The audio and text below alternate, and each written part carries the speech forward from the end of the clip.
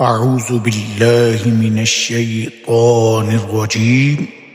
بسم الله الرحمن الرحيم. يا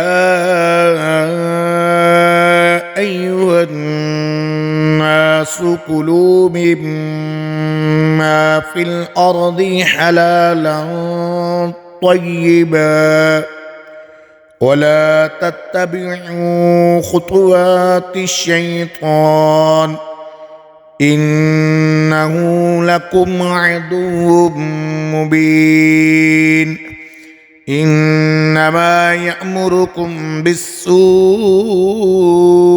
والفحشاء وأن تقولوا على الله ما لا تعلمون. وإذا قيل لهم اتبعوا ما أنزل الله قالوا بل نتبع ما ألفينا عليه آباءنا أولو كان آباؤهم لا يعقلون شيئا ولا يهتدون. ومثل الذين كفروا كمثل الذي ينعق بما لا يسمع إلا دعاء ونداء صم بكم عمي فهم لا يعقلون.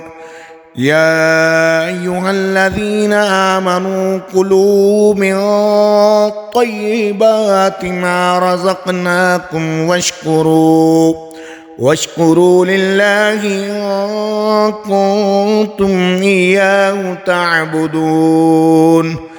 إنما حرم عليكم الميتة والدم ولحم الخنزير وما أهل به لغير الله فمن اضطر غير باغ ولا عاد فلا إثم عليه إن الله غفور رحيم.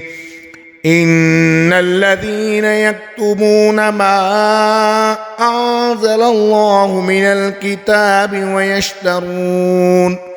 ويشترون به ثمنا قليلا أولئك ما يأكلون في بطونهم إلا النار ولا يكلمهم الله يوم القيامة ولا يزكيهم ولهم عذاب أليم. أولئك الذين اشتروا الضلالة بالهدى والعذاب بالمغفرة فما أصبرهم على النار ذلك بأن الله نزل الكتاب بالحق وإن الذين اختلفوا في الكتاب لفي شقاق بعيد.